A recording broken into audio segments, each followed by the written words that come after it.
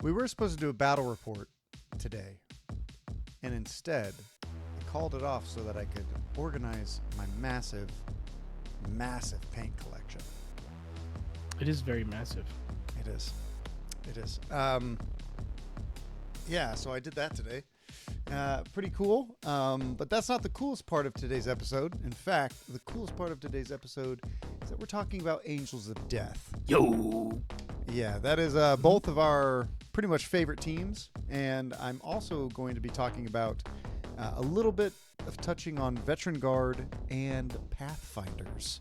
So if you want to catch our quick thoughts on Death Korps, that's what they're called now, and Pathfinders, we will we'll have that towards the end of the video. But today we're doing Angels of Death, and we have to thank Games Workshop for getting us these rules early. We appreciate you very much. Thank you for that. Yes. It's very nice of them to do that. So Giacomo, Angels of Death are awesome. Yeah, they're pretty dope. They are back in a big way, and I am very, very excited. I'm for it. It feels like we're seeing Intercession again back in 2021. Well, not in 2021 exactly, but that era. In fact, I have a brand new Angels of Death team I'm going to be assembling and painting, going away from my Imperial Fists, which I already own. We're both making a brand new team for the channel so we can have Angels of Death on our battle reports more often as different colors. What team are you actually, have you decided? I think I'm going to go Dark Angels. I've never painted that much green. And I'm a little burned out of red and blue right now, so yep. Yeah, so I could go for different colors. Okay. I'm going to be painting Ultramarines for the first time. Classic. Yeah, using the Hobby Highlander series blue and the adjacent colors of that. If you guys want to check that out, that's one of our other series that we do that is hobby based, where we test a bunch of paints blindly. It's like I've never filmed that show before. That episode should be also coming here soon. So quite excited for that. But we're also doing something else that's very awesome, I think, for Angels of Death. LVO this year is going to be all blacked out theme. So we're going to be selling merch for t-shirts, hats, dice bags, dice. Everything is going to be black, right? And we might have some sort of either black on black emblems, or black on white, or black on gray, or gray on black. Yeah. But the theme is black on black. And what me and Giacomo are doing for the event is that we are going to be painting a Black Templars Angels of Death team that you can win at the event. So if you want to have a chance that you can win, yes, a team painted by Giacomo and myself, make sure that you go to LVO, because it's going to be lit. It's going to be cool. Yes. Yeah. Yes. Details for how to win that will come a little later as we approach LVO. Yes. Yes, it should be a lot of fun. Now, Angels of Death, we're just going to go through the PDF, and kind of go from there. So, Angels of Death, they have a Space Marine Captain, Intercessor Sergeant, an Assault Intercessor Warrior, Assault Intercessor Grenadier, Intercessor Warrior, Intercessor Gunner, Eliminator Sniper, and Heavy Intercessor Gunner. What's cool is that they bashed just Kill Team Justian and Kill Team Intercession together and just made them better. And don't forget the Assault Intercessor Sergeant as well. Yes. So you have 3 different leader types and a bunch of different actual operatives this time, which is huge. Yeah. Because that was always one of the complaints, is just like, okay, you're taking mostly a warrior team because there's really just 2 specialists you're taking, Mm-hmm. So I think it's a cool change. Yeah, and I think we're going to go through, after we go through all of the operatives, we're going to kind of go through like our individual unique builds of what we think is going to be good. Me and Giacomo both play drastically different. So It'll be interesting to have both of our thoughts on the team. And if you guys have thoughts, please post them in the comments down below on YouTube, or join the Discord and we can talk there. So yeah, Angels of Death, man, it's going to be exciting. Giacomo, do you want to take us through their roster that they're allowed to bring? Yes. So you're allowed to bring a total of 6 models on this team for elites. One of them can be between the Assault Intercessor Sergeant, the Standard Intercessor Sergeant, or the Space Marine Captain. Then you can take 5 of the following, which of course restrictions on everything but the Warriors. You can take a Eliminator Sniper or a Heavy Intercessor. They must be chosen between the two of them. You can take the Gunner, and then you can take the Grenadier, which is just your standard Grenadier. Then you can take either the Assault Warriors or the Intercessor Warriors. Mm-hmm. So into a total of 6. There's a decent amount of variety, but not too difficult where new players are having a hard time deciding what the optimal build is. Because really, you could just take like an assault intercessor sergeant and 5 assault intercessors, and that's still fine. Mm-hmm. Now, here's the other thing. That means intercession models are still good. Full Justian team is almost still okay. There is something you're not allowed to take. There's one caveat. You're not allowed to take the Eliminator Sniper and the Heavy Intercessor Gunner. You cannot take both. You can only take one. And the question is, do you take either one? But we'll get there. We'll get there. Yeah, we'll get there. We'll get there. We'll get there. So their archetypes are security and seek and destroy, and that's fascinating. So security is one tack op is keep them away from your board edge.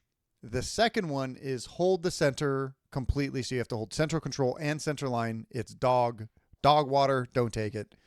I think it's bad. And then there's another one where you want to control heavy pieces of terrain or strongholds or stuff like that. That one's actually, I think, okay.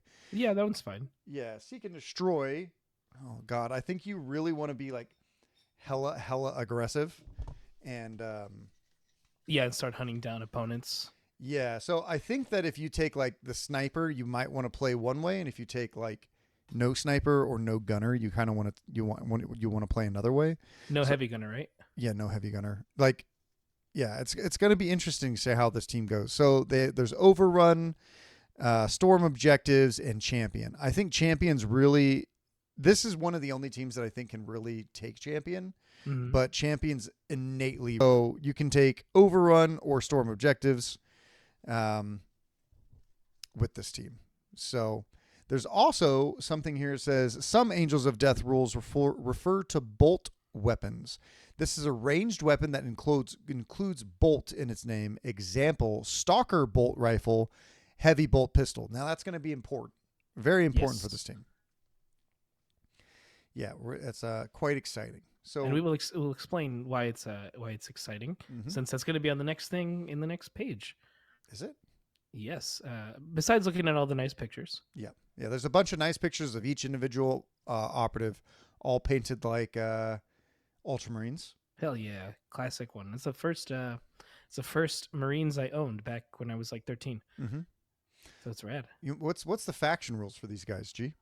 So again, you have chapter tactics.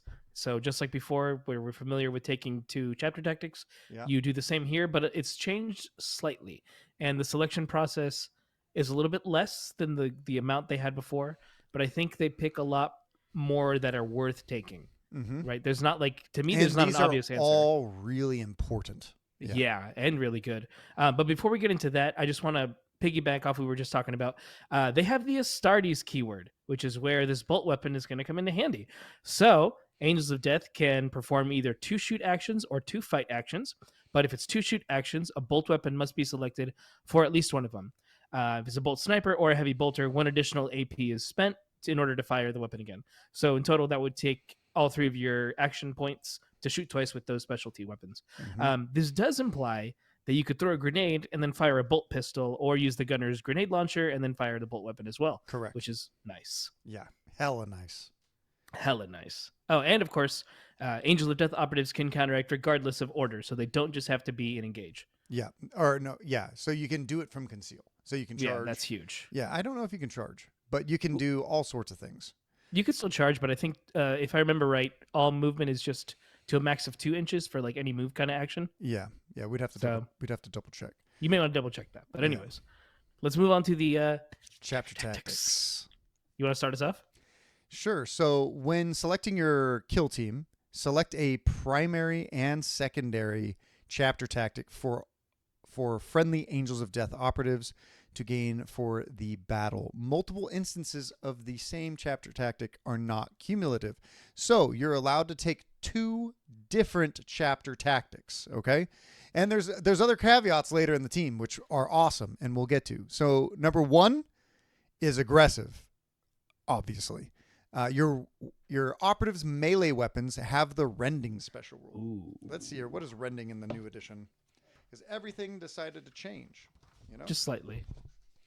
All right. Rending states it is if you retain any critical successes, you retain one of your normal successes as a crit instead. So it didn't change from the last edition. Classic rule. Good Classic. rule. Yeah, absolutely. And you get 5 attacks, so it's pretty good. What's next? We have Dueler as number 2. So once per sequence, whenever this operative is fighting or retaliating, you can do the following. One of your normal successes can block an unresolved critical success, unless the enemy operative weapon has the brutal rule, so there's your caveat. Or one of your critical successes can block 2 unresolved normal successes instead of 1 critical success. Mm-hmm. So actually pretty decent change to Dueler. I like it. I'm down with this. Yeah, I think Dueler's really, really strong as a possible secondary. Oh, yeah. 1. Yeah. Exciting. One of your normal successes can block 1 unresolved crit. That's crazy. Yeah, I know. So we would need criticals. Or a crit can block 2 2 unresolved normals. It's like a shield. Yep. I feel like we're going to see a lot of Dueler in this meta. That's one that's a little bit more of a standout, but isn't an absolutely need to take. Yeah, I think all of these are pretty good. Mm-hmm. Number 3 is a Resolute. You can ignore any changes to this operative's APL stat. I think this is going to be strong in competitive because like everyone's like, oh, stun grenades, these are going to be good. I don't know if anyone's saying that. I've been staying off of Discords. I have no idea. But, being injured, auras that affect your APL, all that kind of stuff. Super good. Well, I guess injury doesn't affect APL. I guess it doesn't. Yeah, it doesn't affect your APL, but you are right about a lot of other things, though. Just anything that would take away APL is important for elites to have because you only got 6 bodies still. Mm-hmm. So keeping 3 actions per guy it's never a bad pick if you're really unsure. Especially in certain other teams that might have. Oh, yeah. Yeah, APL modifications. Yeah, we're definitely going to see those guys. Then we have Stealthy, the 4th one. Whenever an operative is shooting this operative, if you can retain any cover saves, you can retain 1 additional cover save, or you can retain one cover save as a critical save instead. This isn't cumulative with cover saves from Vantage. Also very good. Yeah, it's really, really good. It's really, really good. You can literally just...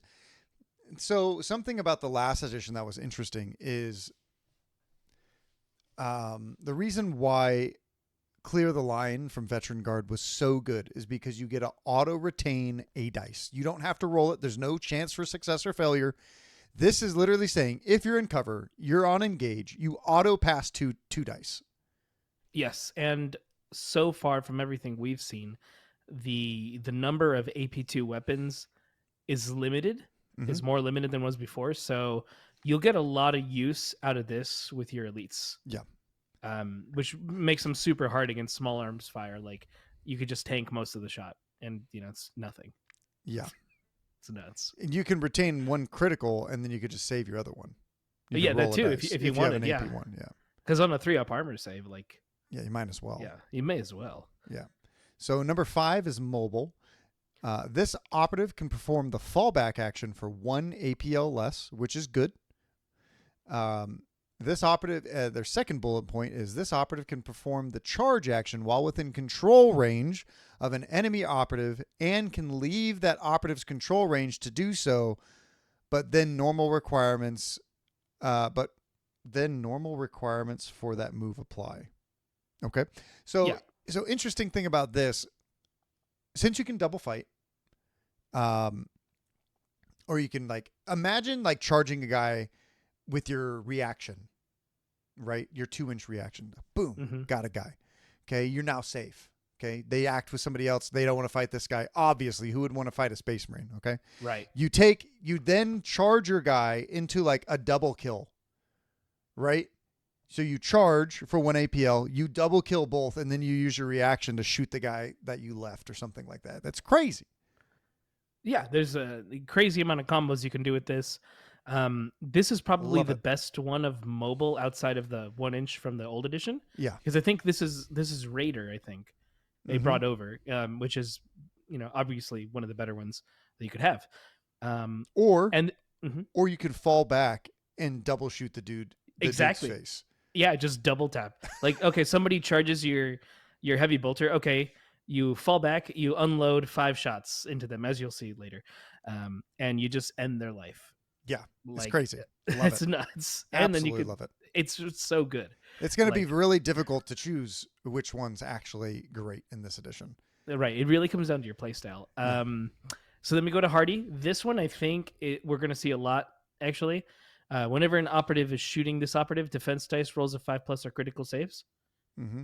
It's Critical successes, not saves. critical success. And Critical I feel like successes. that's going to be important with mandrakes Mhm. because this one, I have to reread mandrakes, but this no longer says critical saves. So Right, does critical that successes. mean a 5 and 6 and a 1 and 2 are all saves against mandrake shooting now? Or Oh, we have to look that up. Like I'm just coming right. up stuff off We, the cuff. right. But this does say things different than before. Right. And that's pretty good. Like, Yeah. all right. Pretty good. Pretty good. Not bad. Not bad. Want to take us to number 7? Yes. Sharpshooter. When this operative is shooting during an activation in which it hasn't performed the charge or fallback or reposition action, its bolt weapons have the severe special weapon rule. What that means, severe, is if you do not retain a crit, one of your normal hits becomes a crit. That's always nice, especially if you're. If you have a sniper that does mortal wounds with it. Yeah, exactly. Like I want to make sure I get a Man, mortal I wound rolled somehow. all 3s. One of One them of is them now is a now one of them's a crit. Eat it, like Yeah. So if you plan on playing really shooty with this is a way to kind of guarantee you're going to do that extra damage. Yeah, I mean, I think stealthy sharpshooter or mobile sharpshooter is going to be really good for the shooty lists for sure. Yeah, for sure. But we're not done. Nope, we have one more. We are. You have the siege specialists. Mm-hmm. Heart to Imperial Fist there. The operative's ranged weapons have the saturate weapon rule. No cover. Your bolters just, ignore stuff. So that's cool. Is that what that does? Yeah, saturate, no cover. No It's the cover new no saves. cover. Yeah. So you just get on advantage with your sniper and you unload. rain down hell where they're not allowed to retain any more saves from cover. Oh, you don't get 2 cover saves now, my guy. Bang, bang. Just die. And I rolled all 3s because I also took sharpshooter. So now I do mortal wounds too. Take that. Die. You're not my guy anymore. You're a dead guy. Oh, that's so strong. Yeah. Like it's always a good one too. Just automatically having that is like, wow. Yeah, it's going to be interesting. I think there's going to be a lot of playing with these guys to figure out what's actually the best. Giacomo, what are your 2 favorite? Ooh, okay. So I'm actually a big fan of Dueler. Dueler's always awesome because there's times where I'm going to want this to put it in your favor. And if I had to kind of pick like a secondary one, and this will be important for choosing secondaries, I'd probably choose Hardy as my secondary. That's fair. How about you? So you take Dueler Hardy as a shooty guy? Yeah, because a lot of the time, usually turns 3 and 4, I will be in combat at that point. Okay. So then I need Dueler more at the end because now I have less bodies. That's usually what ends up happening for me. And as we'll get to, having Hardy as a secondary choice gives me flexibility for the different parts of the game. Yeah, I'm between like stealthy and hardy. It's a classic hit, Like Stealthy's just make yourself even tankier, like really really difficult to shift off the board. I also like the aggressive dueler combination or the dueler mobile You know, I think sharpshooter is also really good, especially if you go shooty. So you could go like hardy sharpshooter. You know, Mm-hmm. I think that's a really good combination as well. And there's also ways to get a third one, which we'll go over, Yes. which is crazy because It's I know why you are choosing Dueler Hardy. It's because you're doing something else later on in the episode, which we will find out shortly. yes. Yeah, it's Uh, exactly what you're doing, my guy. it's exactly I what I'm doing. understand, and You, you're trying to hide it from these people, and I'm trying to let the people know. I'm trying to let you know the we, Emperor still has your back, my guys. they will know Until you for run into sure. Pathfinders, because I got to rant about them Oh later. yeah, he's got a whole thing, and I dig it. I dig it.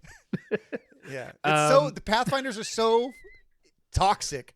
I'm debating on bringing Pathfinders to Worlds to run the memeiest lists of all lists. Okay, and I will still get wins because of it. It's disgustingly broken. it's pretty gross.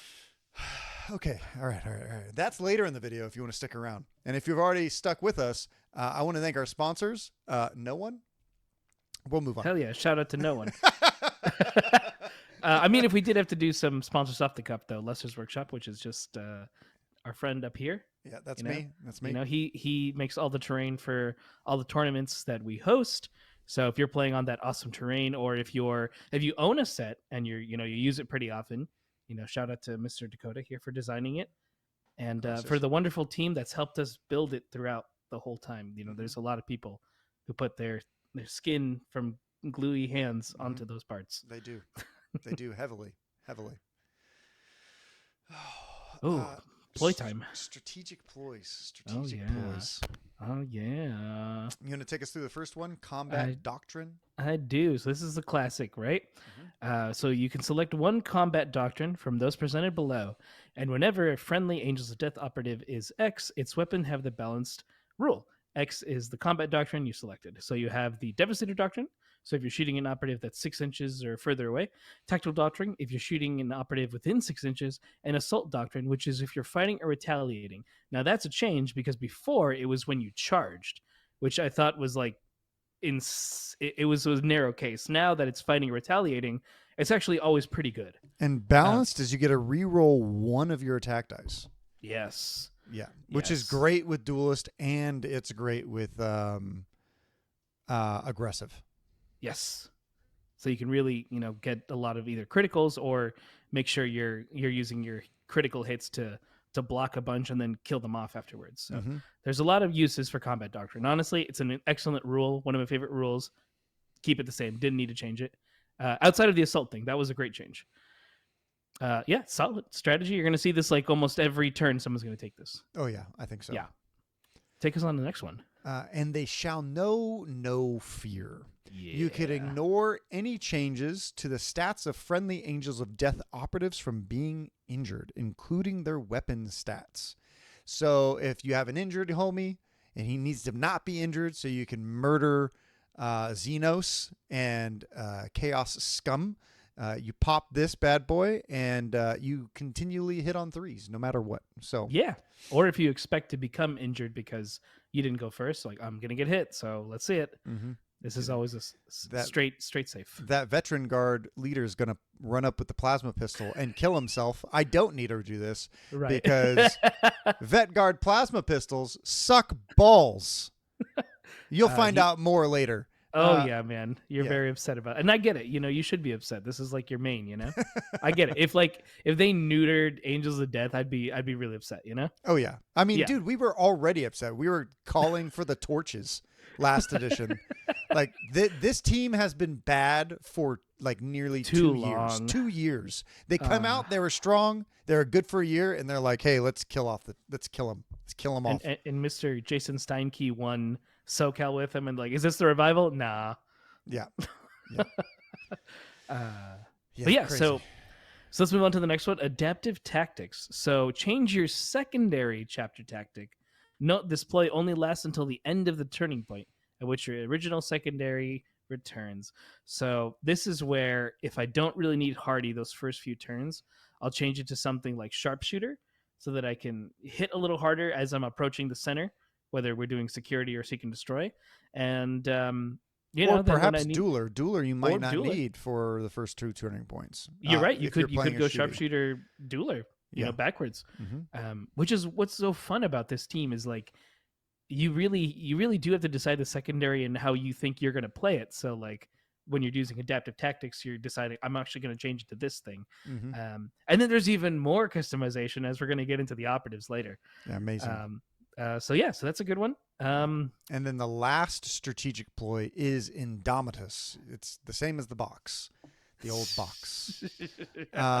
When an operative is shooting a friendly Angels of Death operative, if you roll 2 or more fails, you can discard one of them to retain another as a normal success instead. Hey! It's crazy. It's crazy. Like, man, put this with stealthy and Indominus, just like No, so imagine this. Imagine. You're Mhm. hiding behind cover. You have stealthy. I think this is how it works, right? So you have stealthy, okay? You retain a critical save. Mhm. And you have 2 dice to save. You pop that thing. You already popped at the beginning of the turn. So and let's say you're getting shot with an AP1 weapon, so you automatically fail 1, right? Well, unless if it says roll 2, or so you have to roll 2 fails. Okay, so he's not shooting you with an AP1 weapon. Okay, You're just rolling bad. so you're like, all right, cool. I'm gonna retain my 1 crit save. I'm gonna roll both. Dang, I rolled 2 1s. Well, guess what? One of those ones is now a 3. Get it? You know? You're just buying insurance. It doesn't hurt at all. Yeah. Like it's excellent. And especially if you take like the second turn, you have an additional command point that now you can use for that. Mm-hmm. It's totally lit. I love it. Yeah, fantastic. Now the problem is that I think this team's going to be really CP heavy. They have amazing strat ploys, amazing firefight ploys. It's crazy. G, you want to go over a just doctrine? Yes, so now we're in the firefight ploys. So you use this firefight ploy during a friendly Angel of Death operative's activation, before or after it performs an action. If you use the combat doctrine strategy ploy during this turn, change the combat doctrine you select. So let's say I used Devastator because I was shooting further than 6, but my opponent managed to get close. All right, I need to switch to tactical for a second and blast some dudes nearby. Great. Yeah, it's great.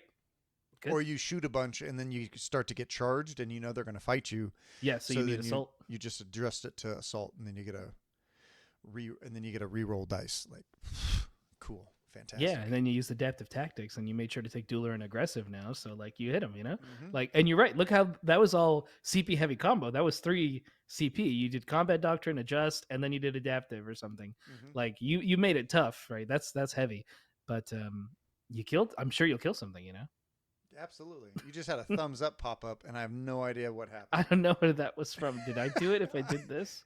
No. Okay. I have no idea. That was exciting. All right then.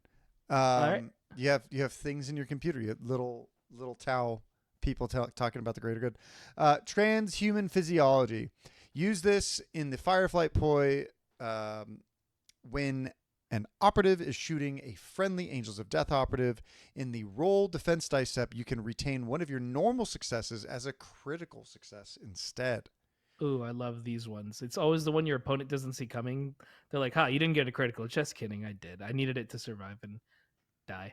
Yeah. Or they only hit 1 crit, and then you're like, whoop. I made a normal save. Oh, you can't block it. Oh, I spend 1 CP. Take that. Guarantee it, right? Like it just saves you. And generally, I'm usually against these crazy moves, but this is only 1 dice and it's a firefight play, so you can't use it a bunch. I'm cool with it. It's better than re-rolling a dice hoping for a crit save. We've all been there. Oh yeah. Or if you're just starting to play, you will have that happen eventually. Be like, I really need this crit save. You roll a 1 or you roll a 3, and you're like, dang it. And then you have this to fall back on. 1 command point later, and now you're good. This is my favorite. This is my second favorite. Here, I get to read my favorite. Yes. Yeah. All right. Okay. So I'll do shock assault then. Okay. So you use the firefight play when a friendly Angels of Death operative is performing a fight action during an activation in which it performed a charge action. At the start of the resolve dice step, until the end of that action, these things are true. If that melee weapon or the melee weapon has the shock weapon special rule, which is awesome. Mm-hmm. And the first time you strike during the sequence, inflict 1 additional damage to a max of 7. So that means your power swords, if you roll a critical, are doing 7 damage. They are taking out horde models in a hit, Yeah. at least for the first one. And of course, you have shock, which is always nice. Well, up to 7. Up to Yes. 7. So 4-6 goes to 4-5-7 potentially, depending on what you use. And again, it's just the first time you strike. So make sure to use those critical hits. When I first read this, I was like, "Oh my gosh, you could put this on the captain, and the captain gets a 6-8 weapon and can just mollywop, start cleaning up Cassigan, haha, Cassigan." And then G was like, "This is maximum 7." I was like, "No." So, I mean, yeah, yeah, that's exactly what happened. Yeah, I was very upset. But yeah, like the best thing is to use the critical damage on a slightly weaker weapon to get it stronger, and then it has the shock weapon rule, which is just or if great. you really need to just kill something, that too. Yeah, like you if need math wise, yeah, it's great. It's great into elites just doing more damage with just a normal operative or your leader, giving your leader a power sword and turning that power sword into a 5-7 damage weapon, lethal 5s hitting on 2s. Yeah, crazy. It's gnarly. Like, but the caveat is you still got to charge, so it's a little harder to pull off if you're already fighting, obviously. So I'm generally not in favor of relying on those moves, but if you can set it up right, you will kill things, right? Like you will knock them out. Here's another cool one. You ready for it? Yeah. The best one of them all, in my opinion, Wrath of Vengeance. It has changed from the last edition. Now it is use this firefight ploy when an Angels of Death operative is counteracting. It can perform an additional 1 AP action for free during that counteraction, but both actions must be different. So that means you can charge 2 inches into a dude, then you can take shock assault and kill another guy because you charged. Yeah, you're right. Yeah. And then you can fight. It's great. 2 CP, hella worth it. Hella worth it. I mean, it's crazy. Or you can shoot and fight, move and shoot. It's insane. Triple shooting, man. It's nuts. Double shoot with one guy, then move, and then shoot again with the heavy gunner because it's back to 1 AP. Yep. Yeah. This is the way you make your heavy bolter shoot 3 times, or your sniper rifle. Yeah, or your gunner because your grenade launcher. Your grenade launcher. Yeah. Why stop using the grenade launcher? It's Wrath of Vengeance is good. It's real good. Yeah, and Wrath of Vengeance just allows you to get an additional movement, or maybe you need to use that thing to tap your point at the end of the turn. So you tap your point and then you take it and you shoot something. It's fantastic. Yeah, that's an option too. Yeah, you're right. That's all. These are all big moves. Yeah. And the best intercessor players, whoever they are out there, will figure it out. There's a lot of complexity to the team now. It's not like a vanilla team whatsoever. I think there's so much depth and tactical depth to these guys now. I'm very excited. Yes. And now we move on to the operatives. So the captain's already been revealed. G, do you want to take us through it? Yeah, let's do a quick revival real quick. So again, he's got 3 APL, moves 6, has a 3 up armor, and 15 wounds. He has a plasma pistol, which I'm happy that the plasma pistol's neutered. It was neutered in a way that maybe is a little tougher than it should have been neutered. Not because of the damage, but maybe because of the special rule of hot, which we will discuss. Trust me, Dakota has his whole feelings about that, I do. And he brought me onto the understanding of why it's kind of an okay rule. It's not my favorite rule. But nonetheless, it is 4 attacks hitting on 3s, 3-5 damage, range 8, piercing 1. He can go hot. He gives an additional damage to both the regular and critical. Lethal 5 with piercing 1. No longer piercing 2. Piercing 2 is gone from this weapon, which I'm okay with because it almost felt like in last edition, if you had plasma, you're going to take plasma. Like it's a guaranteed take. And now maybe not so much. Yeah, I think this guy's good, and I think he's good in certain teams. Then he has the Power Fist, 5 attacks, hitting on 3s, 5-7 with Brutal. So you can't really benefit Shock Assault that much, unless you want your first damage to be 6, I guess, but it's not really worth it in my opinion. Then he has a Heroic Leader. So once per turning point, you can use the Firefight ploy for 0 CP if this is the specified Angel of Death operative, excluding the command point reroll. So you still got to pay for your command point rerolls, but you can still use things like transhuman physiology. You can change his doctrine, things like that. You can use the Wrath of Vengeance on him, all that cool stuff. If as long as it's targeting him, it's free. Yeah. So transhuman you can do on him.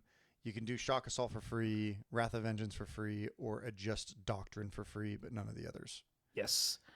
Yeah. So as long as he's not within control range. So it's not bad. And then he has Iron Halo. This I wasn't quite sure how I felt about it at first reveal, and the more I think about it, the more I think this is going to be like a clutch thing. It's just going to come out and someone's going to just go Iron Halo. So once per battle, when an attack dice inflicts so multiple inflict normal damage on this operative, you can ignore that inflicted damage. Mm-hmm. So someone hits you with maybe one critical and the rest regular damage, you just take the critical and just stave off the rest of the stuff. Yeah. Awesome. I think it's pretty good, for sure. Yeah. Yeah. I'm a little more impressed with the next few guys, which if you want to read us the first one. What do you think the Space Marine Captain's going to be good into? I think he's going to be good into other elites, so like legionaries. I still don't know if he's better than the sergeants. I think the sergeants are just innately better. I think so too, but I would take the captain into elites. 2 crits and you kill a guy. Yeah, pretty much. Even the mirror match for the most part. A part of me wants to take him into hordes, but just because he can't double shoot. Damage, he can't double shoot with the plasma pistol. You can only shoot once. Right, exactly, which kind of sucks. So then you really don't want to take him into that. I would probably take him into melee heavy standard teams and elites, probably. Yeah, so Commandos is one I would probably take him into. Yeah, so how hot works in this edition, so if you guys are brand new to the game, whenever you're shooting a plasma pistol and you're overcharging it or supercharging it, they call it, you would roll, after all of your dice have been rolled, you would roll a singular d6. If you roll under your hit, so on this guy it would be a 1 or a 2, you would take, if you rolled a 1, you would take 2 damage. If you rolled a 2, you would take 4 damage. And it gets progressively worse when you get injured, obviously, including the vet guard captain, garbage.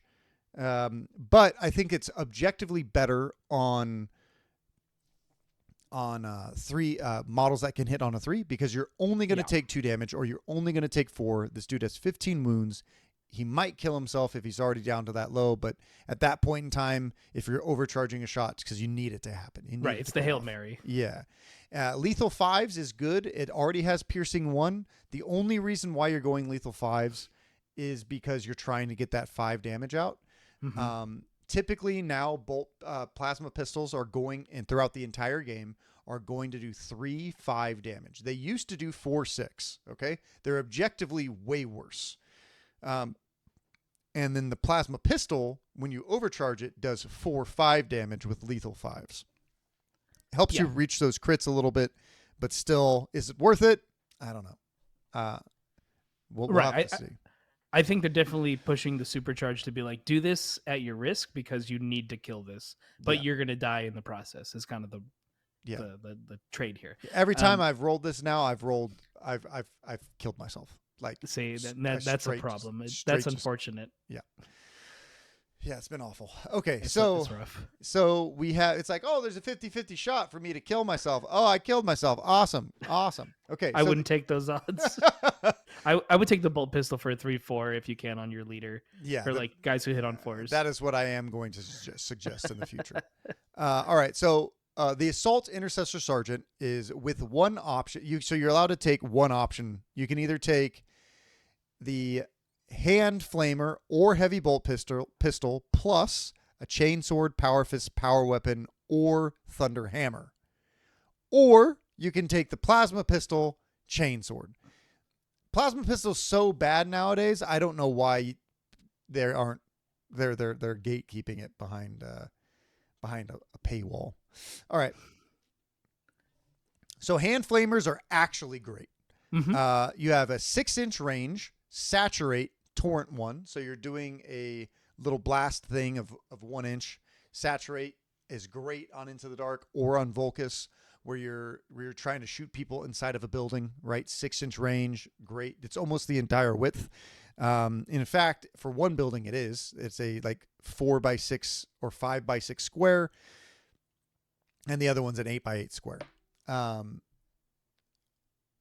I think it's great. So it has 4 attacks, hitting on 2s, 3/3 damage, fantastic. Or you can take a heavy bolt pistol, which you can shoot twice, plus your counteract, which is 4 attacks, hitting on 3s, 3/4 damage, range 8, piercing 1 crits. Mm-hmm.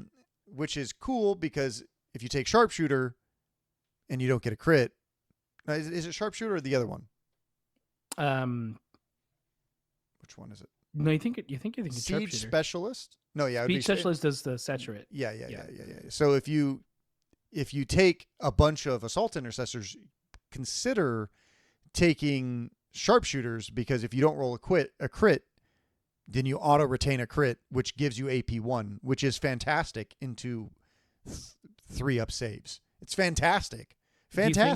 Do you think that ploy is Cyrek's favorite because you can guarantee a crit instead of can you roll a crit? I don't know, Cyrek, is it? You have to, ask him. You have to ask because can you guarantee a crit? Like, it's a new channel. It's a knockoff version. Dude, I'll literally give ask money. him. I'll give money to the person who makes a channel called. Watch, it's just literally can you roll a crit. Just changes his YouTube name to can you guarantee a crit. I guess for 1 CP you can. Command Point, another good YouTube channel. Oh, hey, for look at one that. command they can point, join forces. They can. There you go. All right. Oh, so we have. He has the plasma pistols. The chainsword is 5 attacks, hitting on 3s, 4/5 damage. Great weapon, especially if you give him a shock assault. So then it becomes 5 attacks, hitting on 3s, 5/6 damage. For that first hit is nice. Nothing else though. They took away balanced. But if you're in assault, then you automatically get balanced. Yep. Power weapon is my favorite. I don't see a reason why you wouldn't hit. Oh, yeah. Power weapon is my favorite. I guess that's not. Power fist is next. You get 5 attacks, hitting on 4s, 5/7 damage, brutal. If you're going to take a power fist, you should just take the captain because he hits on 3s. Otherwise, leave this at home. Yeah, I wouldn't take the power. And fist. he has the plasma pistol, right? Already fantastic. The power weapon is my favorite. It's 5 attacks, hitting on 3s, 4/6 damage, lethal 5. Ridiculously good. And then if you give him shock assault, it becomes 5/7 damage, the same as the power fist, but with lethal 5. Talk about an elite killer, and then you can also take, aggressive. You can take dueler. Oh, he has something else that's important at the end of this. I guess I'll get there. Thunderhammer is also pretty good. 5 attacks, hitting on 4s, 5/6 damage, which becomes 6/7 damage with shock assault. And it also has shock already, and it has stun. So shock, I don't know if we went through it. Shock says the first time you deal a critical success, you discard 1. Stun, what is stun now? Stun is if you retain any critical successes, subtract 1 from the APL stat of the operative this weapon is being used against until its next activation. So now you're also minusing 1 APL. Now, here's his cool abilities, and this is the reason why I think he's better than the leader. Real quick, the captain. Do you think the Thunderhammer ever has a chance? Yeah, I think the Thunderhammer definitely has a chance. I think a 4-up is asking for it though. I would still probably take the power weapon into practically any matchup. Yeah. The power weapon, you're going to one-shot. You pay shock assault. You're going to one-shot guardsman. You're going to one-shot anything with 7 wounds, right? There is I'd say there is a reason to take the Thunderhammer into elites by giving them -1. You could just charge, almost guarantee yourself a crit with 5 attacks, or you can hope, I guess. You can pray to the Emperor. And then you can give them -1, especially when your assault intercessor's already injured. and you're just like using him as like an APL throwaway to like do damage and just APL something. I guess that is a strategy, but it's not something that I would hang my hat on. Probably not. Yeah, so he has two abilities. Doctrine Warfare is number 1. Whenever you would use this combat doctrine strategic ploy and then select assault or tactical, this operative is in the kill zone. It costs you 0 CP. So literally if you take assault or tactical, which is tacticals within 6 and assault is just assault, it literally costs you 0 CP. So you're just giving your entire team reroll 1 within 6 or an assault. Yeah, it's great. Why? Yeah, it's fantastic. The captain is very selfish. Yeah, almost like Justin Timberlake by getting a DUI. Whoa, Dang, he's gonna ruin the tour. Oh man, Justin Timberlake. That's the reason why they actually got rid of Kill Team Justin. Yeah, he was canceled. Yeah, he was canceled hard by Games Workshop. Hell So we have Chapter Veteran is the next one. This is one of my favorites. It is my favorite thing about these models. I think the Intercessor Sergeant also has this ability. At the end of the select operative step, if this operative is selected for deployment, select 1 additional chapter tactic for it to have in that battle. Unlike primary or secondary chapter tactics, you don't have to select the same one for each battle in a campaign or tournament. Which is huge. So this allows you to say like, okay, every single round, I'm going to take Hardy and Sharpshooter. Okay, 2 great things. When you're going into a melee thing, you take your Assault Intercessor and then you just say he has Dueler. Or you take your Shooty Sergeant, which you'll read shortly, and you give him Stealthy. Because he could just sit there on engage the entire and just blow people's heads off. Exciting. Stealthy is ridiculously strong too, and we'll get to the reason why in a second. Giacomo, do you want to take us through the Intercessor Sergeant, the shooty master of shootiness? Absolutely. So he's got the same stats as before: 3, 6, 3, 15. Easy. Nothing new there. He also has the Doctrine Warfare. I just want to skip because it's a little easier to go through before we do the weapons. So whenever you use the Combat Doctrine Strategic Ploy, if you select Devastator Tactical, it costs 0. So, he wants to be in range. And when you choose a sergeant, exactly, yeah. So when you choose a sergeant, you're kind of deciding what your strategy sort of is going to be. Like if I'm taking the Intercessor Sergeant, I'm probably playing more ranged because he's going to give it to you for free. And if not, it's just good. And of course, he has the Chapter Veteran. He can do the same thing. Select your chapter tactic, and just like the previous one, it's for him personally. You can give him something like I don't know. You can give him Saturate if he needs to just make sure he can get damage through, or if he didn't take Sharpshooter, he can have it for his weapons, and it's all good. One thing I'm noticing, nothing hits on 2s anymore outside of the hand flamer. Nothing, yeah. Flamers is the only one. So there is a slight nerf to Intercession, or to Angels of Death after all. Okay, yeah. all right. Not even the captain hits on 2s. I know. Sorry, G, go for it. No worries. No, you're right. That's a good point to pick out, though. So let's go through the weapons. So like before, you have the option between the auto, the bolter, the regular bolter, and the stalker. And there's a big change to the stalker, which I enjoy. But let's start with the auto bolt rifle. 4 attacks, hitting on 3s, 3/4 damage, torrent 1. Cool. Little pretend flamethrower. Actually very strong and into the dark because it has torrent. So lethal 5s. Yeah, auto bolt rifles kind of boss. And of course, you always want to. You can select this dude like depending on the battle that you're doing. There's no more rosters, so you can just be like, "All right, I'm fighting a bunch of guardsmen. I'm going torrent." Torrent for sure. Like just rip them into pieces. Lethal 5s. Or you're going into legionaries, so you're going to take the stalker bolt rifle.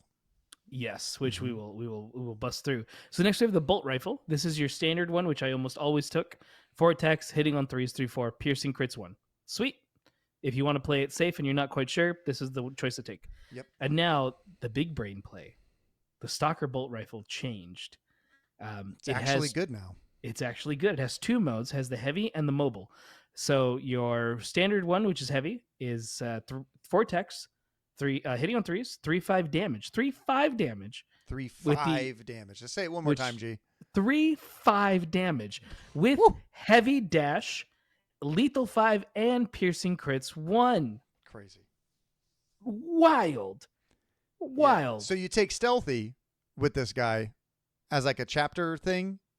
You can sit back there on engage, and you're just like literally demolishing anything that goes onto the central point. It's crazy. Oh yeah, you just unload with this guy, and then of course, if you need to be like, okay, I got to move up the board a few turns before I get into position, you have the mobile version. 4 attacks, hitting on 3, 3-4 damage. That's it. No special rules.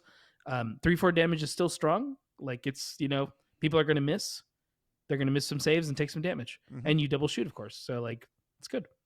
So you can do a lot. I think we'll be seeing more choices between the 3 weapons more than before, where everyone was just kind of taking the bolt rifle. So But I look forward to Giacomo, that. you can shoot it twice.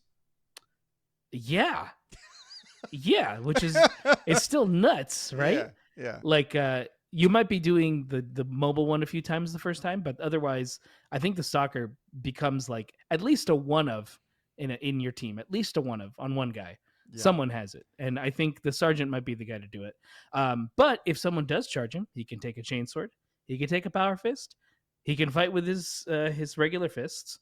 He has a power weapon and a thunder hammer, and I think you take the power weapon every time. Yeah. Now, the Yeah. one difference in the melee profiles is the assault intercessor gains 5 attacks for his melee weapons. Mm-hmm. This model only has 4 attacks for his melee weapons. The intercessor sergeant doesn't hit better like he used to. He just has much better ranged weapons, like long distance ranged weapons than the assault intercessor. So that's your trade-off. So again, intercessor sergeant is good. I do think we'll probably personally, I think the assault intercessor is just slightly cutting it for me. I think I'd rather take him more frequently than the intercessor sergeant, especially because I'm not hitting on 2s anymore, which is one of the big things with 4 or 5 damage back in the day. Yeah. Yeah. So it's still good. Either are still rocking. You can take both, and they're probably It's crazy minimally that the changed. Stalker bolt rifle doesn't do as much damage as the Pathfinders. I don't know. I know. Xenos weaponry is better than Imperium. Their weapon. Protect me, Emperor. Protect me. The Tau weapon, in my opinion, should have been 3-5. Yep. 4-5 is ridiculous, but okay. Yep. All right. Somebody's protecting them. We need to find them, and we need to burn them at the stake. The first specialist on the list is next. Yes. Assault Intercessor Grenadier. This is an auto take, I think, every time. You have 3 APL, 6-inch move, 3 up save, 14 wounds, not 15. This is our first 14 wound operative. I think the rest are 14, maybe, other than the heavy intercessor. He has a heavy bolt pistol, 4 attacks, hitting on 3s, 3-4 damage, range 8, piercing 1 crits. Again, another great reason to take sharpshooter. He has a chainsword, 5 attacks, hitting on 3s, 4-5 damage, and he is a grenadier. This is a special ability. This operative can use a frag and crack grenades. See universal equipment. Doing so doesn't count towards any limited uses you have. Example, if you have selected those for your operatives, these is the typical grenadier rules, right? Whenever doing so, improve its hit stat by 1. This is crazy because now every time universal equipment says frags and cracks hit on 4s. For this homie, nah, my guy, we're throwing 3-ups. We're throwing old edition grenades, my guy. Hell yeah. Hell yeah. You don't leave this. Yeah. You don't leave this guy at home. He is a stud. He comes with you every time. He does. And do you want to just take the assault intercessor since there's almost no difference? Absolutely. Yeah, there is no difference.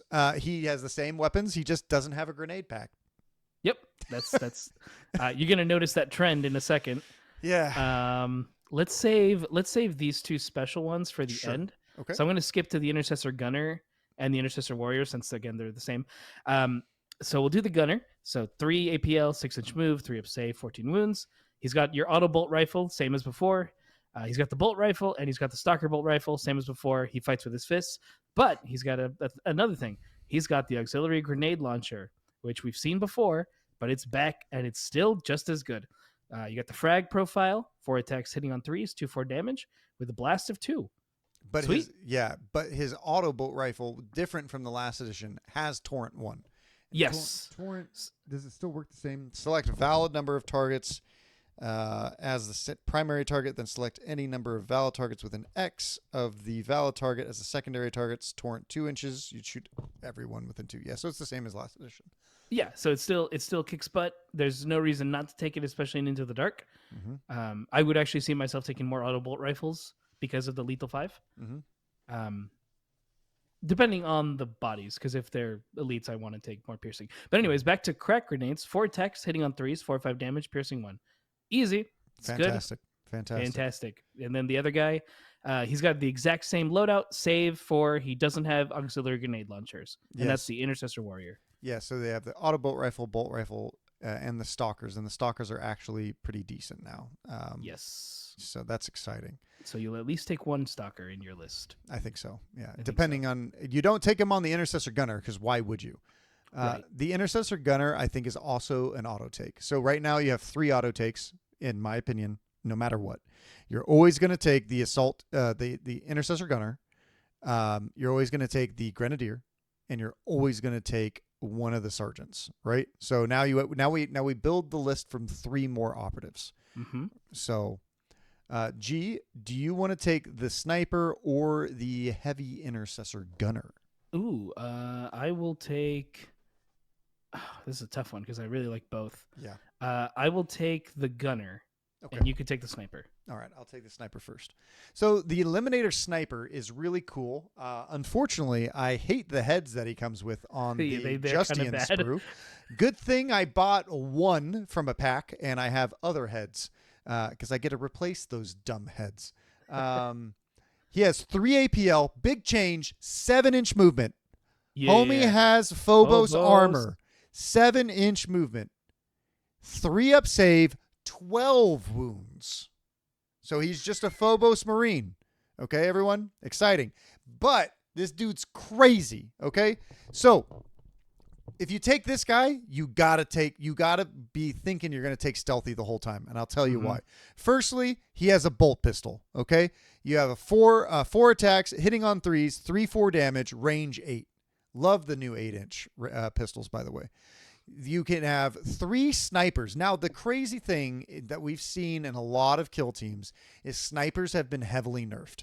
A lot of times, the sniper shoots once, and you got to move on. You know, it's like, okay, we know where you're at. You can't shoot on silent anymore, my guy.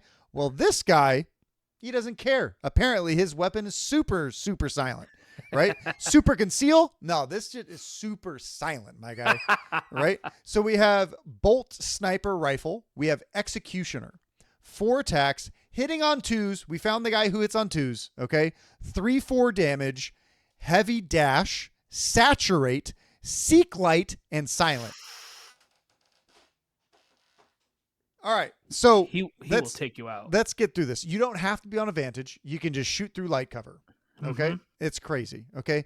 Too bad Volkus has a ton of heavy, and too bad Into the Dark has a ton of heavy, and too bad in Beta Decima has a ton of heavy. But that's besides the point. It's besides the point. Let's not think about those things. Okay. Let's not think about those things. So he has heavy dash, so he can only shoot while dashing with this particular version of his gun, the Executioner. Saturate, seek light, and silent. So he can shoot from silent, no cover, and seek light. He has hyper frag, 4 attacks, hitting on 2s, 2/4 damage, blast 1, heavy dash silent. And then he has bolt sniper rifle mortis. I wanted to say mortalis, but it's mortis. That's correct. It is the normal sniper rifle that we would see, except better. It is 4 attacks, hitting on 2s, 3/3 damage, devastating 3, heavy dash, and piercing 1, and silent.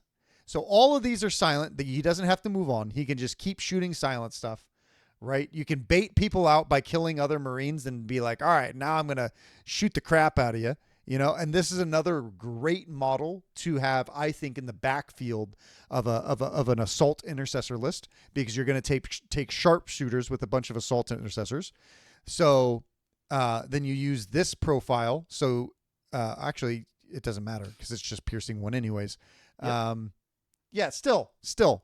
You have devastating 3. So on crits, you're still doing 3 mortal wounds. So you're guaranteeing yourself whenever you shoot with this guy, you're gonna get a crit. So you're gonna do 3 mortal wounds minimum with it. It's insane. Then he has fists, which are just normal Space Marine fists. 4 attacks, hitting on 3s, 3/4 damage. Great other thing about this model that I don't think a lot of people think about. This model doesn't have to be in the backfield. Mm-hmm. Turning point 1, you're probably not going to get any big shots off anyways. So why not dash him up and run up the battlefield so he can get into a better position? And if he needs to, he can use his pistol, which is also still a pretty decent weapon. Mm-hmm. Right? On top of that, he has a 7-inch move, so he's your most mobile person. So don't just sit there. Yeah, sure, if you got a shot, take the shot, right? But this is also still a very valuable model because he moves an extra inch. Mm-hmm. So don't forget that.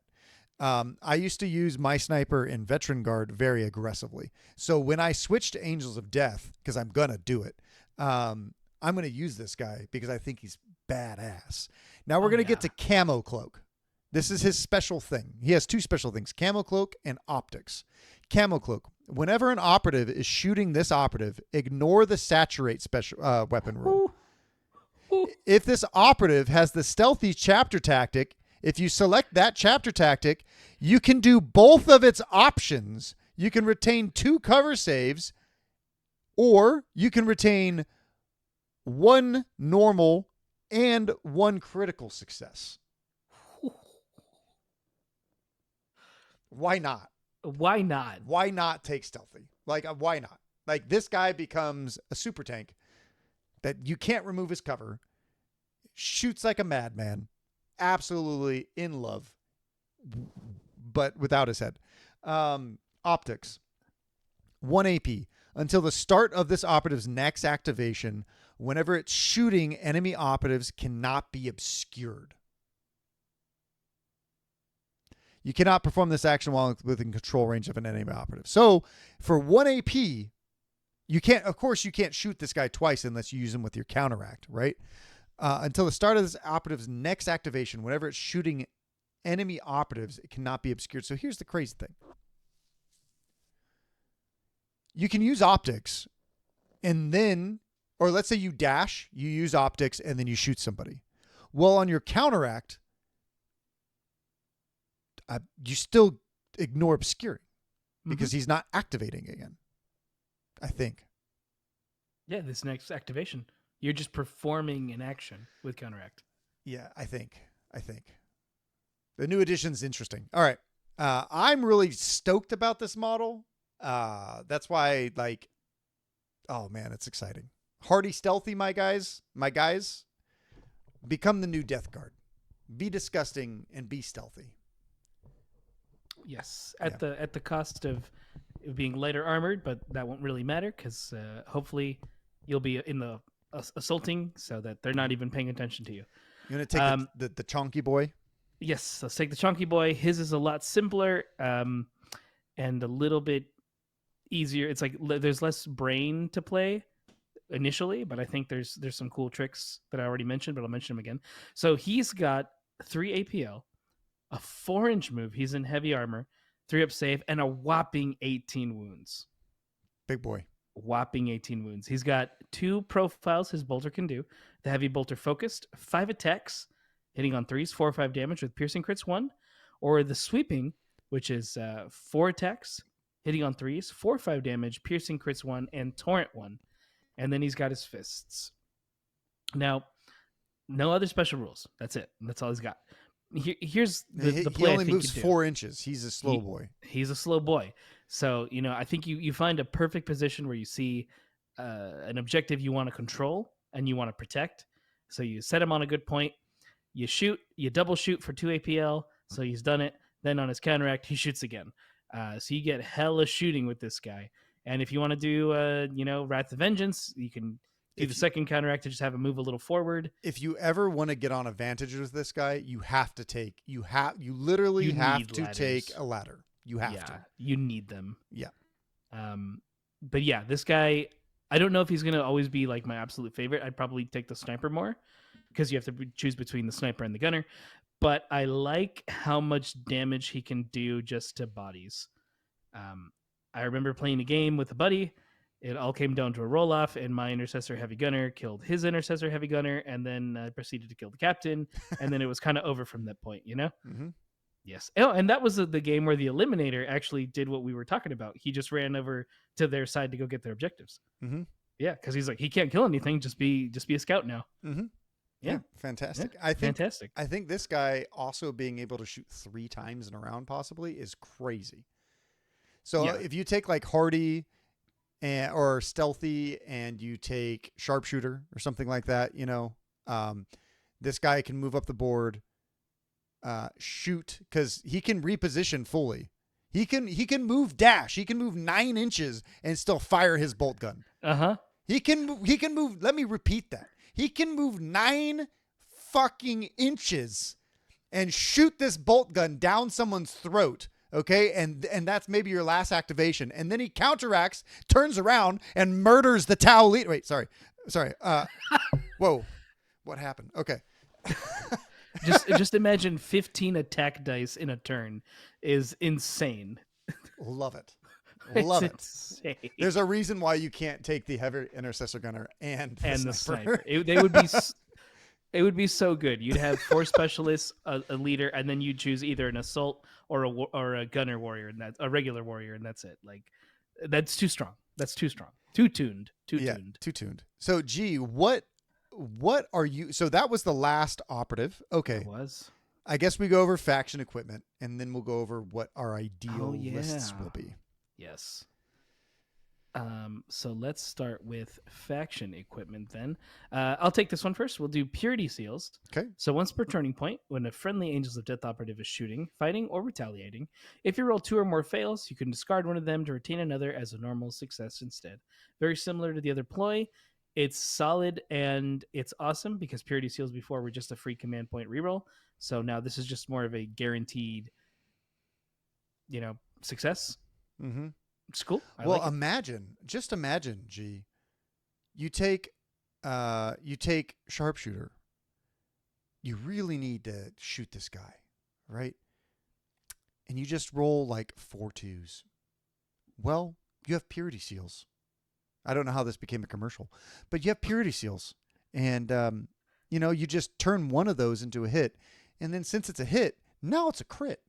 Why not? Oh, and let's say it was a sniper. He rolled 4 1s. Why not? It's happened. I've seen it. Trust me. Rolls 4 1s. Wow, how could I not do it? And then you do automatic 3 damage. It's great. Love it. Yeah, it's a strong ability. If you're not sure what equipment to take, you could take this. I don't know if it's the best one they have, as we'll keep reading, but you can't really go wrong with it. Yeah. So chapter Reliquaries is next. This ability is you can use the Wrath of Vengeance Firefight ploy for 0 CP if the specified friendly operative has an engaged order. Why would you not take this? Giacomo, we have lost your audio. You have to jiggle your cord. Let me see. Is that better? That is better. Go for it. My cord was jiggled. Yeah, this should have been once per game. The fact that it's not, my guy, is nuts, right? Now, like elite v elite, I don't know if you take this. Probably not, but elite versus any other faction, you take this. Because imagine you take this into Vet Guard. They have 12 activations. Okay, that means every single Space Marine gets to do 2 counteracts every single round. You can be like, all right, this guy, he can't do anything else. He's just going to move 6 inches. Oh, you moved a guy into the open as your second to last activation. Okay, fine. I'm going to shoot this guy, and then I'm going to dash back into cover. Like, it's crazy. Yeah, it just saves you. Of course, they all have to be engaged, but that's right. Besides but the like, point. if you were double shooting, you're probably engaged anyways. Yeah. So like, just the fact that you do it for 0 saves you on CP to use for later, which is nuts because as we were saying, this is a CP intensive team. So there is a lot of ways to get some tax breaks here. Mm-hmm. Absolutely. Oh yeah. What is tilting shields? I'm excited. This was so good last time. This was so good last time, and it's very similar. Once per turning point, when a friendly Angels of Death operative is fighting or retaliating, after your opponent rolls their attack dice, you can use this rule. So you get to see what your opponent rolls. If you do, your opponents cannot retain attack dice results of less than 6s as critical successes during the sequence, as a result of lethal, rending, or severe weapon I special think it's rolls. really good. Examples. Yeah, it's solid as it's just as solid, and now it's on everyone. Yeah, but it's just once per turning point. But you can use it on really important fights, which is really important. Yeah. And that's all you really need it for, just when you need it. Mm-hmm. Then just take us away with Auspex. Yeah, Auspex is once per turning point when a friendly Angels of Death operative performs the shoot action and you're selecting a valid target, you can use this rule. If you do, until the end of that activation / counteraction, enemy operatives within 8 inches of that friendly operative cannot be obscured. Say what? Solid. Once per turning point, when a friendly Angels of Death operative performs the shoot action and you're selecting a valid target, you can use this rule. If you do so until the end of the activation, enemy operatives cannot, within 8 inches of that friendly operative, cannot be obscured. So what, you shoot a guy and then you're like, okay, cool, I'm going to use Auspex. And then you select another dude within 8 inches and you just shoot that guy too? Yeah, I mean, technically, This has to be used. I think this has to be used on a double shoot action because it's during.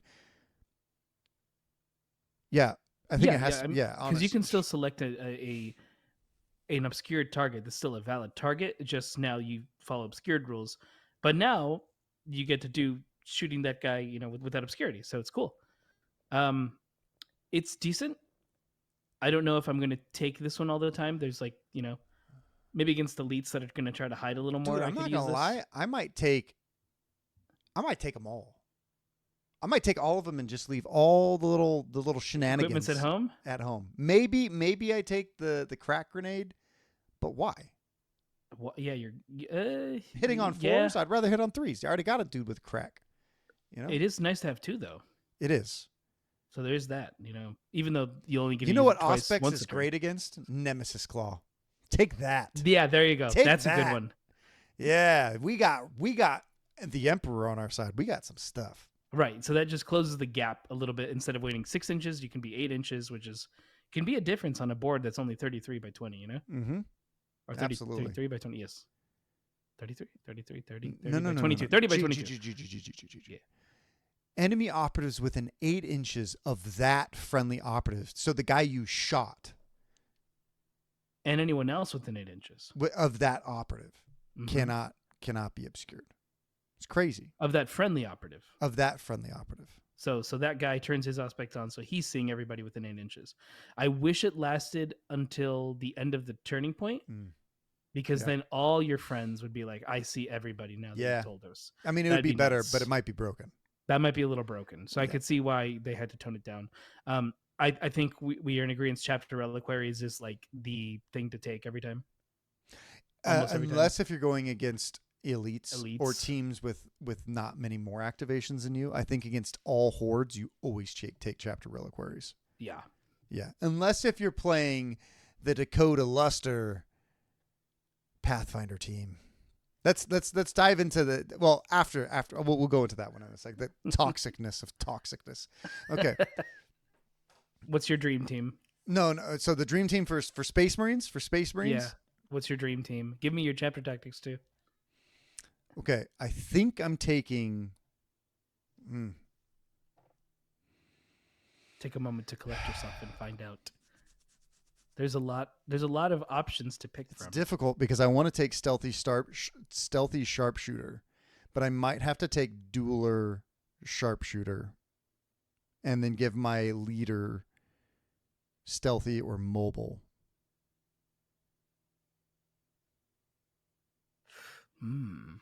Because you can make him like a bing bong, just bing bong around the team. But I think I would take the Assault Intercessor Sergeant with a power sword Mm-hmm. I would take the assault intercessor grenadier. I would take the intercessor gunner, and then I would take probably the sniper. Or if I was planning on being really aggressive, I think I would take the heavy intercessor, and then I would take. That's 1, 2, 3, 4, and then I would take 2 more assault intercessors, and then I would just do like tactical or something like that, and I would just beat the crap out of things because that just sounds fun. With the assault intercessor though, I might give him the hand flamer instead of the. It depends on the matchup, because imagine charging somebody, killing a model, making this your last activation. So you would charge a model, kill that guy for your last activation. They don't kill him right away back. You can then take, so you charge up, kill a model. Let's say you hand flamer a guy or maybe 2 guys. Then you could use your counteract, move up 2 inches and flame another dude. Yeah, it's pretty nuts. I like the flamer a lot in this edition. Yeah. Flamers got the glow up they needed. Yeah, the flamers are great.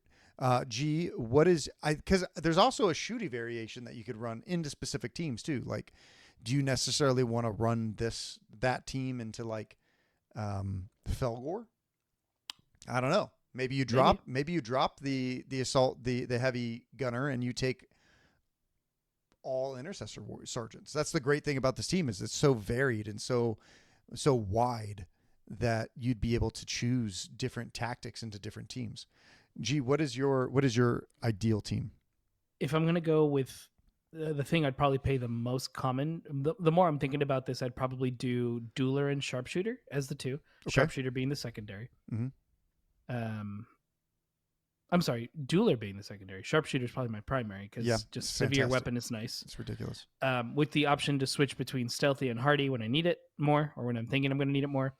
And I would probably take the assault intercessor sergeant. And I think I'm doing power weapon and I'm doing bolt pistol as a pretty safe bet. Mm-hmm. But honestly, the hand flamer is really attractive. Mm-hmm. Like, it's really attractive. Mm-hmm. So I'm conflicted in that. So I'm just going to say heavy bolt pistol and power weapon to play it safe. Then you take the grenadier, you take the gunner. I think you take the eliminator sniper in standard situations. The 7-inch move, just to be able to get to certain points a little quicker or into position, is kind of key for a lot of things. And then you take another assault and another warrior. I think another really good variation of this team though is a shooty team. In fact, the shooty team still could be better and is better in other situations. You can always take stealthy, sharpshooter stealthy, sharpshooter duelist, sharpshooter mobile, right? So like if you do get charged and you don't die, you can just fall back for 1 AP, Mm-hmm. And then you could just really tech into the heavy intercessor gunner, the sniper, and then just the normal intercessor warriors, because piercing 1 crits is a little ridiculous. They're especially with sharpshooter, right? Yeah, you're going to guarantee ping down enemy operatives. Now 3-4 damage, you might not do as well into other elites, but they're also going to be struggling into you, right? So I think actually it's hard because is the sniper better from just? I think a sniper is actually worse against really good opponents because they're never going to let that sniper actually shoot somebody. Like if they're good, they're going to keep everyone in cover. They're not going to let that guy ever get a shot off. It creates some board control, so you could really keep like the middle of the board really secure because you really only need to cover 2 objectives in this game, right? So you have 1 pretty much automatically because it's in your drop zone. Heaven forbid a tournament allows you to use barbed wire in its current state. You can just cover up your own objective with it, and then you can take your sniper and then just focus on the middle objective. Fire down that, but also the heavy intercessor gunner will just straight nuke other elite factions. Like you could run up 9 inches, shoot it, counteract, shoot again, It's crazy. It's crazy. I actually do think against elites, the sniper is actually pretty good too. Yes. Because Yes. there's only so many bodies, right? So like Mhm. if you can really like Mhm. assassinate one lead character they need, Yeah. like okay, cool, then you just run scot free 7 inches because you're in silent. They're not shooting you back. Yep. Yeah. Because well, I mean, I think it says heavy dash only, so I don't know if you can shoot and then reposition. I, There is that, so maybe but you're probably going to be in a spot you want to be, but I like you haven't mentioned, read where you can't. I'd have to read. I guess I'd have to read heavy dash, the actual ruling for it. But that's besides the point. right. Um, we'll wrap this up quickly with my quick thoughts on Veteran Guard, since that was my main team that I played. I did not think that Veteran Guard. I do not think Veteran Guard are great in this edition. I think the leader is really lackluster. My last name. The plasma pistol is 4 attacks, hitting on 4s, 3/5 damage. Every time I've used this weapon while playing this team, it was I would go hot. Since you hit on 4s, I would always roll a 3, and I would automatically do 6 damage to myself. My leader has 8 wounds, so the leader is next to useless at that point in time. Because let's say you want to shoot a plasma pistol again. Well, I'm injured now. Well, now I hit on 5s, so I might as well overcharge. Oh, I rolled another 3, and I did another 3 mortal wounds to myself. I'm dead.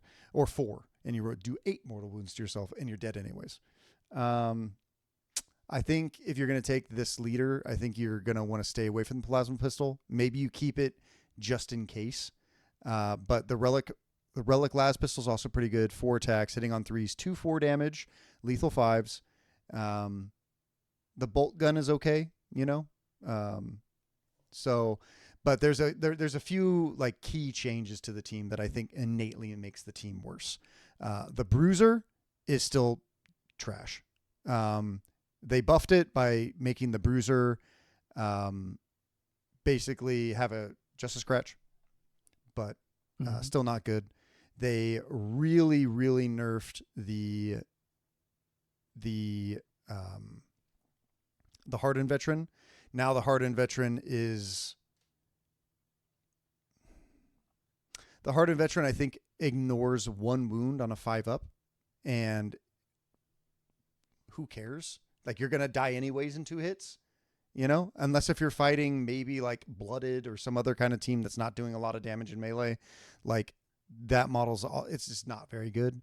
The mine layer is now called the Sapper. Also awful. Heavy dash only.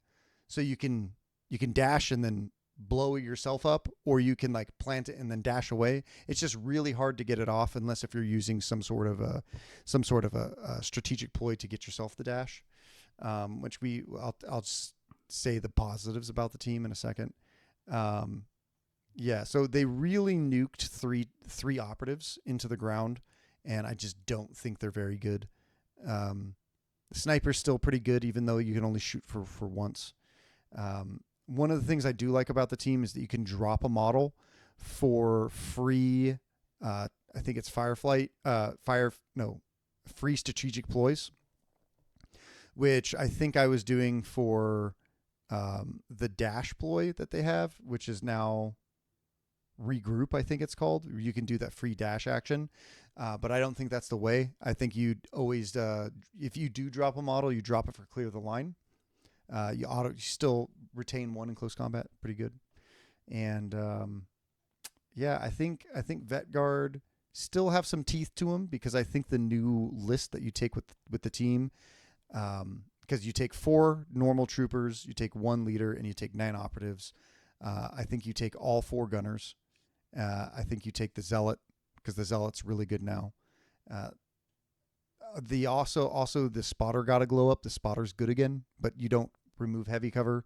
I'll tell you about the spotter in a second, and we'll move on to Pathfinders. So Death Korps Zealot, right? This is my favorite thing about the guy. He has 1 special rule that says uplifting primer. Whenever a Death Korps operative is within 3 inches of this operative, that operative weapons have the severe special rule. So all operatives can now auto retain 1 crit if they don't hit it, and that's within a 3-inch bubble, and he just has it. It's pretty good. Yeah.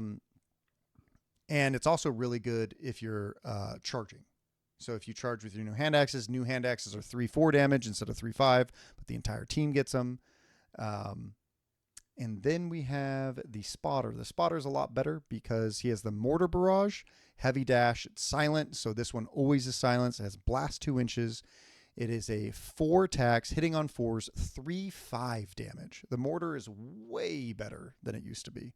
And spot is now down to 1 AP. It's a 1 AP action, so you can still fire the mortar barrage and spot a model. If you do that, I think it says select 1 enemy operative visible to this operative once during the turning point when a friendly operative within 3 inches of this operative shooting that operative, you can use this effect. If you do so, basically you have seek light and the enemy operative cannot be obscured. So typically you're not going to get seek light very often in the terrain packs that are available. So you're going to be using this more on obscured models. So you select a model, anyone within 3 inches of this model now gets the enemies cannot be obscured. So great into Nemesis Claw, relatively decent into other ones. So relatively good. Now we'll move on to Pathfinders real quick. Let me tell you Dakota's toxic build for Pathfinders. I'm only going to go over 2 operatives, because we'll go over Pathfinders later. Pathfinders can get... Now, G, I told you this earlier. What did you think of Dakota's toxic Pathfinder build? I think the fact that you can do it at all is already telling of how strong the warriors are. Like, just the fact that that's a viable strategy. Maybe not... It's not like the most optimal, but you probably could still do some damage and win some games with it. Yeah. So these guys are great. I think they're definitely probably S tier, if not A tier team in the new edition. So I'm only going to focus on 2 operatives. Almost all the operatives are the same outside of the blooded. The blood has changed a little bit. Pathfinders, the Shasui, right? I was corrected into naming that this guy's name is the Shasui. Okay. He's really good, but I have to take him. Otherwise I wouldn't take him. I would take 11 Shashlaws, which are their other operatives. So, and I'll read this to you. Other than Shash Law and Weapon Expert operatives, your kill team can only include 1 of each. So here's the thing. This is allowed. So we take the leader and we take 11 warriors. Well, Dakota, what do the warriors do, my guy? Well, let me tell you. The Shash Law Pathfinder operative is 2 APL, 6-inch move, 5 up save, and 7 wounds. Okay? Their pulse carbine is 4 attacks, hitting on 4s, 4-5 damage. Didn't change. 4 attacks, hitting on 4s, 4-5 damage. Crazy. Their gun butts are 3 attacks, hitting on 5s. I think that might be worse than the last edition. They hit on 5s, 2-3 damage. They're awful in close combat. Absolutely awful. But that doesn't matter because we'll get to that in a second. They have Fearless on the front line. This operative can perform the marker light action while within control range of an enemy operative, taking precedence over the marker light's normal action conditions. In addition, this operative can perform the fallback action for 1 AP. So now you can either marker light the guy when you're in close combat. You say, Dakota, why is that important? Well, I'll tell you. And also, they can perform the fallback action for 1 AP. So if you don't want to be locked in close combat, they don't charge and kill you. You can just fall back and shoot. Or if you're about to die, you can just stay in close combat, marker light them, and then shoot them in close combat. Yes, you're allowed to. I'll get to that. That's besides the point.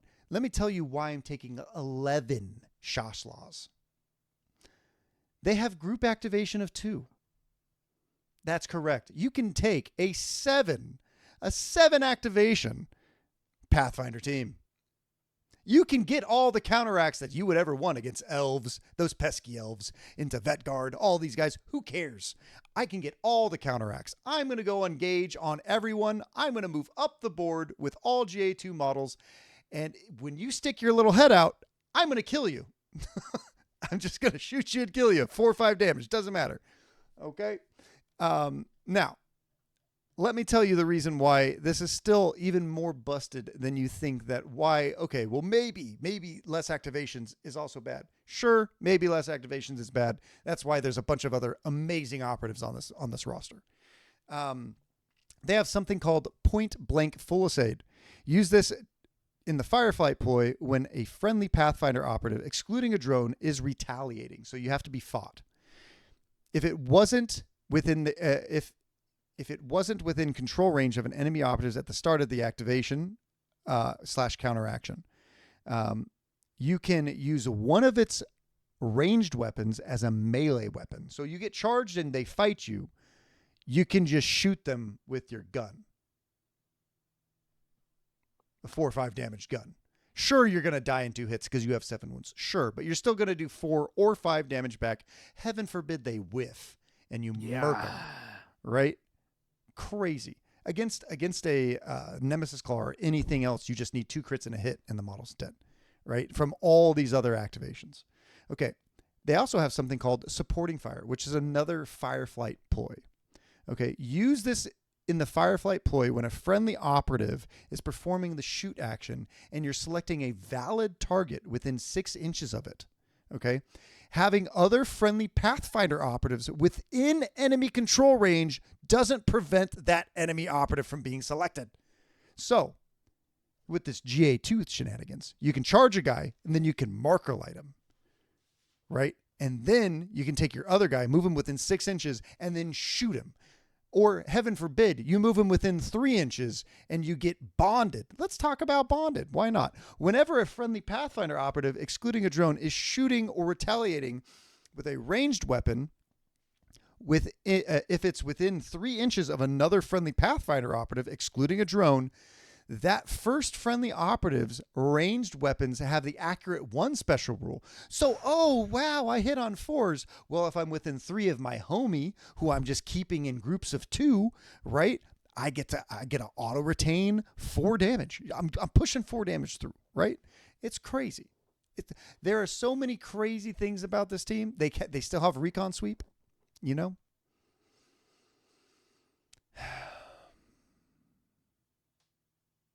It's a very good team. Is it maybe the crazy level it was before? No, but it's crazy in a different way. Yeah. Yeah. That's the way I'm going to play Pathfinders. 7 activation Pathfinder list. Lit. Screw everything else. Screw the rail rifles and stuff. Yeah, who needs them?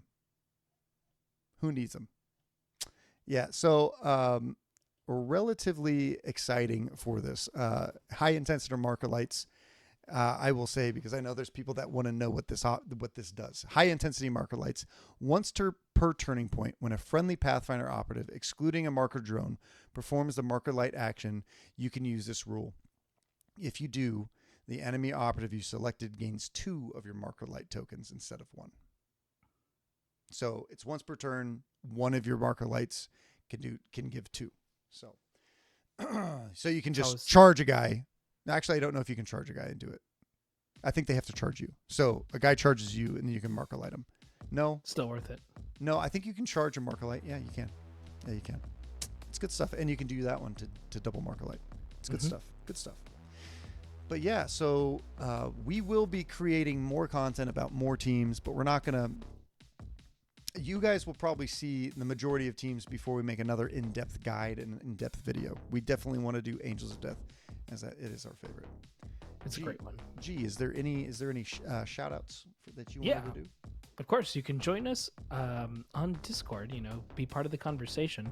Tell us what you think about Angels of Death, what you think about the new Vetguard changes or the Pathfinder changes. Is that a viable thing? Would you do that? Let us know in the comment section if you're watching this on YouTube. And of course, if you are watching this on YouTube, You can also check out the hobby Highlander, where we test different hobby paints and, so that you don't have to see which one's the best. Mm-hmm. On top of that, you can find me on Instagram at wargaming_studios, and you can find Squad Games at squad_games_entertainment. Yeah. How about you, Dakota? Yeah, there was a member of the community on the East Coast who passed away this week. And I found out today, and it hit me pretty hard. He was a relatively bombastic person in the community and ruffled some feathers, but ultimately, his death was quite a shock, and it rocked me. I mean, he's still a super super nice guy. I've never had any issues with him, and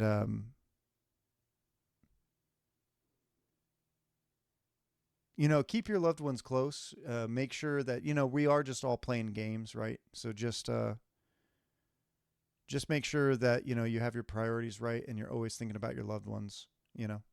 Um, Life is really short and fleeting, and we might get caught up in all this craziness, but in the end, that's the things that actually matter. So shout out to Mike. Shout out to Mike and anyone else who's going through hard times in the community. Anyone that's going through hard times in life. Shout out to you, and hope you get through it, and hope we all get through everything. Yes, at these moments we can thank you for having a community where you can talk to somebody about it, and hopefully find help. Yeah, the Emperor protects everyone. Until See ya. next time.